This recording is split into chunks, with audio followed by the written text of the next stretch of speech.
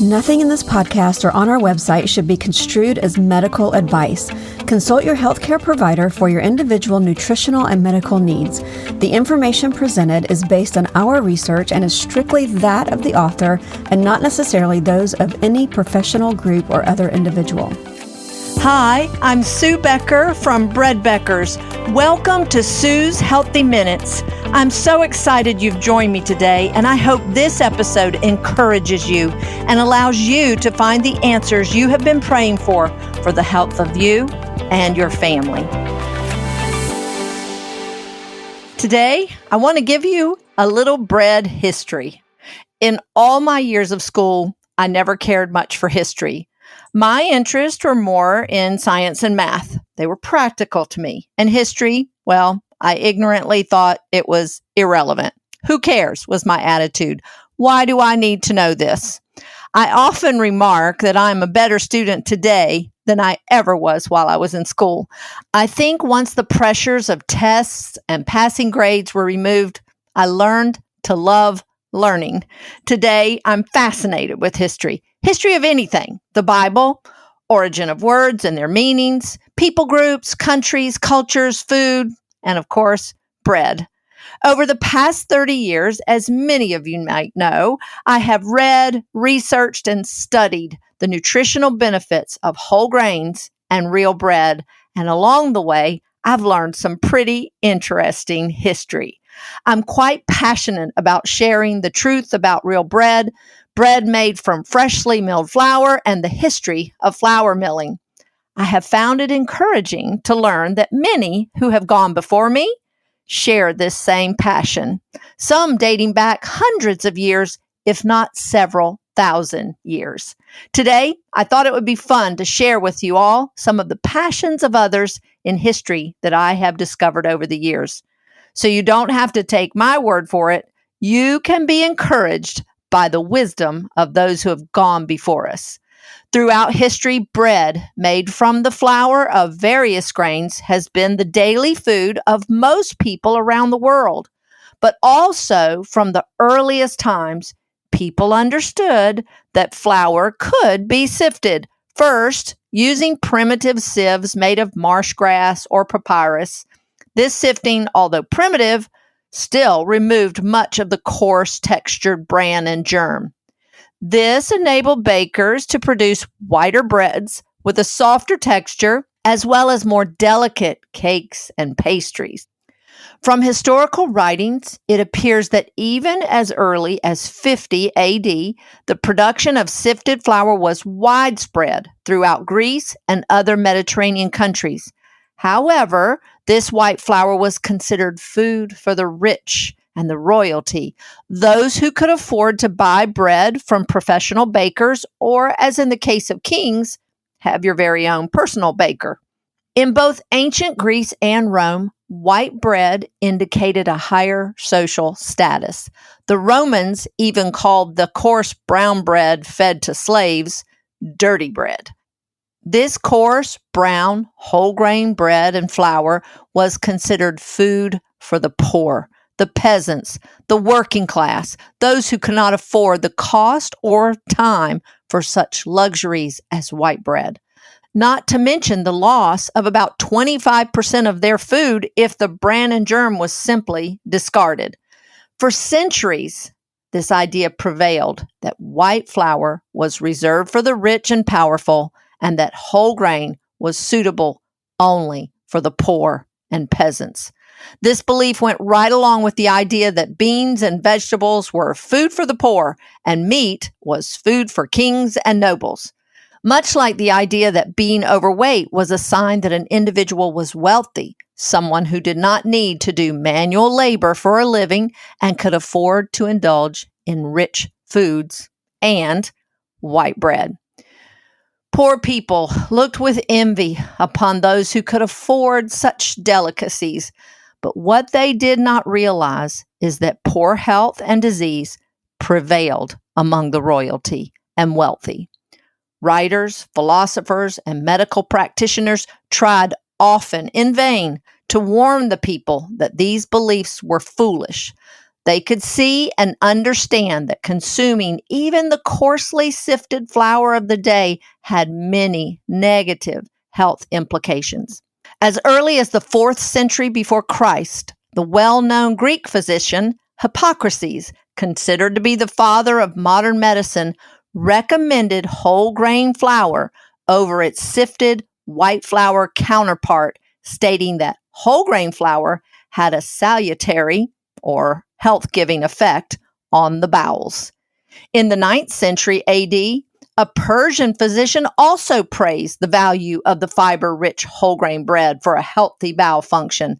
And years later, in 1683, Thomas Tryon, a sugar merchant turned health enthusiast, wrote in his book, The Way to Health, Long Life, and Happiness, that when the finest flour is separated from the coarsest and brainy parts, neither the one nor the other has the true operation of the whole wheat meal.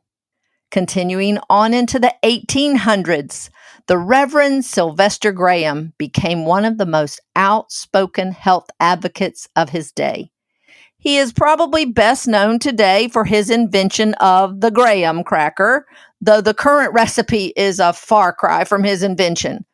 Coming from a long line of pastors and physicians, he actually began his preaching ministry in 1830, but following a long illness and possibly out of his concern for his own health, he became interested in human physiology and nutrition, teaching and developing what came to be known as the Graham system. Like others before him, Graham taught that white flour, being stripped of the nutritious bran and germ portions, was a poor substitute for freshly milled whole grain flour, and that consumption of this new white flour led to poor health and something he called a lazy colon. Commercially milled white flour, though, was gaining in popularity. Graham also believed that the removal of bread baking from the home was ruining American bread. But Sylvester Graham was not just being fanatical, as some labeled him. He felt a responsibility to declare the truth. Professional bakers of the day were less than reputable, adding to the white flour such harmful chemical additives as copper alum, clay, and chalk, all to extend and whiten the flour and to artificially increase the weight of the loaf of bread. I can only imagine what Sylvester Graham would think today, as many of the same less than reputable practices and even more are being done to our commercially milled flour and bread. I can certainly relate to Graham's passion for sharing the truth, but thankfully, I'm receiving a little bit warmer reception. In 1837, Graham's book, The Treatise on Bread and Bread Making, denounced the less than nutritious white flour and declared that if we were to have good and wholesome bread, that it must be made at home and cooked with wholemeal flour, as he called it, by those whose skill and care are exercised more with a view to secure health and happiness than monetary interest. The loss of business so angered commercial bakers that he often had to have police protection to hold meetings, and in Boston, he was actually attacked by a group of angry bakers. But Sylvester Graham was not deterred. He stated that truth compelled him. His Graham flour, as it came to be called, containing all of the bran and germ, was successfully being milled and used with amazing health results. He stated that in the hundreds of cases that he observed of disease in every form and name, with constipation being among the most common and important symptom, that he had never known the difficulty in even the most obstinate of cases to not be resolved with coarse wheaten bread made from flour that contains all of the bran and germ. He stated that the bran of wheat is one of the most soothing substances in the vegetable kingdom, and I wholeheartedly agree. Sylvester Graham certainly agreed with the early writers. He stated in his writings that it was a fact well understood by the ancients that this whole grain bread was much more conducive to the general health and vigor of their bodies, and in every way better adapted to nourish and sustain them than that made of the fine flour of the day. He also went on to note that wrestlers and others who were trained for great bodily power ate only the coarse wheaten bread to preserve them in their strength and limbs, as he said. Sylvester Graham was not the only one to notice the strength and stamina of those who made whole grains and real bread the mainstay of their diets. In 1910, an ailing physician by the name of Dr. Robert Jackson also discovered the benefits of whole grains. Dr. Jackson was an avid historian who became fascinated with the accounts of the legions of ancient Romans who lived on a daily ration of 2 pounds of wheat or rye. On these daily rations, he noticed these foot soldiers had the strength and stamina to conquer the world.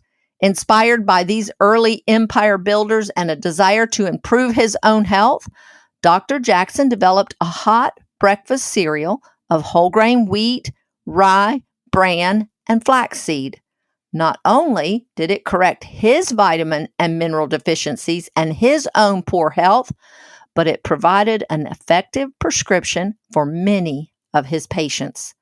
The demand became so great that in 1912, he opened a small factory known as the Roman Meal Company just to supply the demand. In 1927, Dr. Jackson sold the Roman Meal Company to a family of German bakers who used their baking expertise to develop the first commercially baked whole grain bread in the U.S., known as the Roman meal bread. If you are my age and older, perhaps you remember this Roman meal bread. My mother ate it specifically to help keep her bowels moving regularly. Unfortunately, the Roman meal bread, like graham crackers of today, is a far cry from what was originally created. I find it interesting that the doctors and advocates of health so long ago understood the importance of whole grains for proper bowel function and elimination, as well as the connection of the rich man's sifted white flour and white bread to the common health-related issues. Even the Bible, with all of its wisdom, warns us. In Proverbs 23, verse 1, it tells us to be careful when we sit down to dine at the king's table. Consider carefully what is before you, it says. And if you think I'm overzealous about eating real bread, listen as Proverbs continues in verse 2. You should put a knife to your throat, lest you be given to gluttony. Do not desire the king's dainties and his delicacies. They are deceitful food. From this verse, perhaps we can see why obesity has become a major health issue in America. Dainties and delicacies, or as I call them, white flour fluffy things, have certainly contributed to a gluttonous people, overfed, yet totally undernourished. With all the modern medical advances today, it saddens me to hear that some doctors declare that constipation, as well as other common health complaints, are simply the way of things these days and that there is nothing really that can be done. They also say that having a bowel movement only every 2 or 3 days just might be normal for you. Well, I can assure you of this. It is not normal, and that there is something definitely that can be done. I will close today with more inspiring words from Sylvester Graham from his 1837 treatise on bread and bread making. And I quote, "If there is occasionally an individual who is troubled with some convictions that his bread is not quite what it should be, and he knows not how to remedy the difficulty. For it is a serious truth that although nearly every human being in civilized life eats bread of some kind or other, yet scarcely anyone has sufficient knowledge of the true principles and processes concerned in bread making and of the actual causes of the bad qualities of bread, to know how, with any degree of certainty, to avoid the bad and secure good bread." End of the quote. I do not think I could state the reason for my passion to help those in this journey to find real bread any better than these words of Sylvester Graham. I hope that you have been inspired by this little bit of bread history today. May it encourage you to press on in this journey. I hope that you will join us in a class one day soon, or check out some of our many bread making classes on our Bread Beckers YouTube channel. We are here to help you learn how to avoid the bad and secure good bread for your better health. Thank you for listening today. Until next time, this is Sue Becker from Bread Beckers with Sue's Healthy Minutes. Sue's Healthy Minutes podcast has been a presentation by the Bread Beckers Incorporated, located in Woodstock, Georgia. For more information, store hours, and learning opportunities, visit breadbeckers.com and follow us on Facebook and Instagram. Make sure to subscribe to this podcast and never miss an episode. Share this with 2 friends who would benefit from this information, and be sure to join us again next week for more of Sue's Healthy Minutes.